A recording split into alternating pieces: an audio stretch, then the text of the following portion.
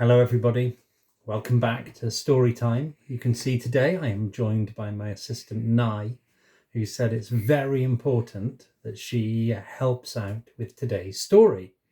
So, without further ado, I would like to begin Simple Peter's Mirror.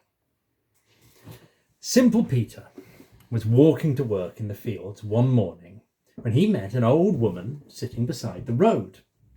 "Good morning, old woman," he said. "Why do you look so sad?" "I have lost my ring," said the old woman, "and it's the only one like it in the whole world." "I will help you find it," said Simple Peter, and he got down on his hands and knees to look for the old woman's ring. Well, he hunted for a long time until at last he found the ring under a leaf. "Thank you," said the old woman. "That ring is more precious than you realize." And she slipped the ring onto her finger. Then she took out a mirror from her apron and gave it to Peter, saying, "Take this as your reward." Now, Simple Peter had never seen a mirror before. And so when he looked down and saw the reflection of the sky in his hands, he said, "Have you given me the sky?" "No," said the old woman, and explained what it was. "What do I want with a mirror?" asked Peter. "This is no ordinary mirror," said the old woman. "It is a magic mirror. Anyone who looks in it will see themselves not as they are, but as other people see them. And that is a great gift, you know, to see ourselves as others see us." Simple Peter held the mirror up to his face and peered into it. First he turned it one way and then he turned it the other. He held the mirror sideways and longwise and upside down, and finally he shook his head and said, "Well, it may be a magic mirror, but it's no good to me. I can't see myself in it at all." The old woman smiled and said, "The mirror will never lie to you.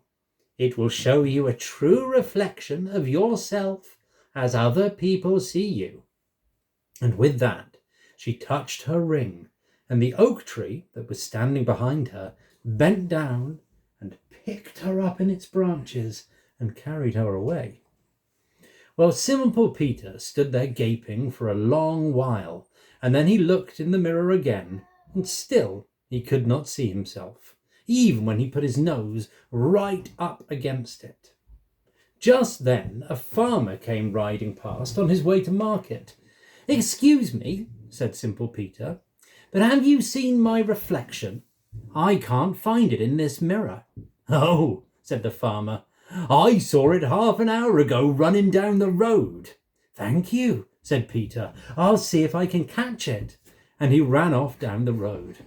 The farmer laughed and said to himself, "That Simple Peter is a proper goose." And he went on his way.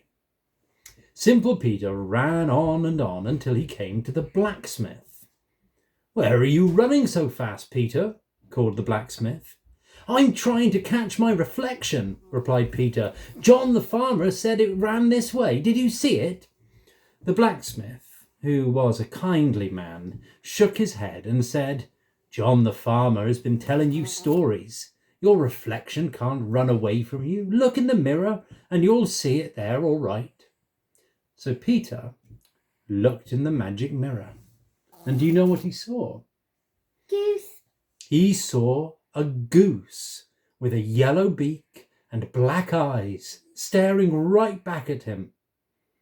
"There, do you see your reflection?" said the blacksmith. "I only see a goose," said Peter. "But I'm not a goose. I'll show you all. I'll seek my fortune, and then you'll see what I really am." So Peter set off to seek his fortune.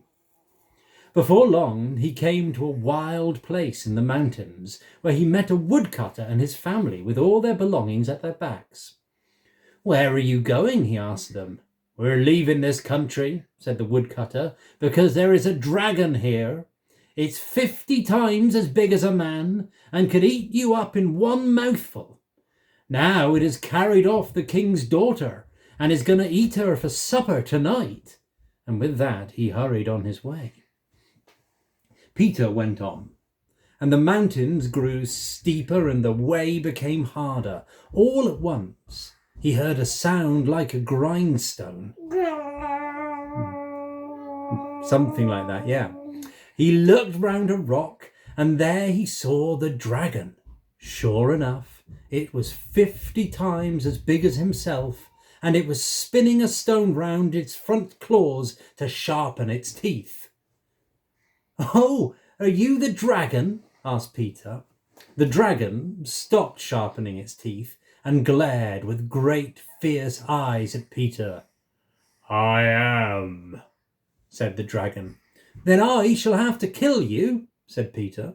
"Indeed," said the dragon, and the spines on its back started to bristle, and tongues of flame leapt from its nostrils. "And how are you going to kill me?" And Peter said, "Oh, I'm not. But behind this rock I have the most terrible creature that is 50 times as big as you and could eat you up in one mouthful." "Impossible!" roared the dragon, and leapt behind the rock. Now Peter, it was not so simple after all, had hidden the magic mirror there, and so when the dragon came leaping round the rock, it ran slap bang into it, and there, for the first time, it saw itself as it appeared to others. 50 times as big, and able to eat itself up in one mouthful. And then and there, the dragon turned on its tail and ran off over the mountains as fast as it could, and was never seen again. Then Peter went into the dragon's cave and found the king's daughter and carried her back to the palace, and the king gave him jewels and fine clothes, and all the people cheered him to the skies. And when Peter looked into the mirror, he saw himself as a brave, fierce lion, which was how everybody else saw him. But he said to himself, "I'm not a lion, I'm Peter." Just then the princess came by, and Peter showed her the mirror and asked her what she saw there. "I see the most beautiful girl in the world," said the princess. "But I'm not the most beautiful girl in the world." "But that's how you appear to me," said Peter, and he told the princess the whole story about how he had come by the mirror and how he had tricked the dragon. "So you see, I'm not really a goose, and I'm not really as brave as a lion. I'm just simple Peter."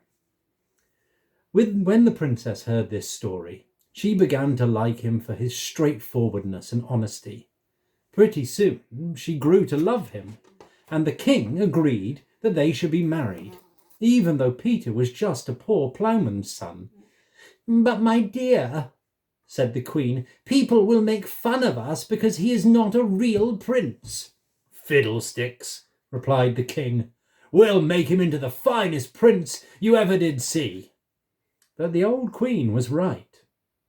On the day of the wedding, Peter was dressed up in the finest clothes, trimmed with gold and fur. But when he looked in the magic mirror, do you know what he saw?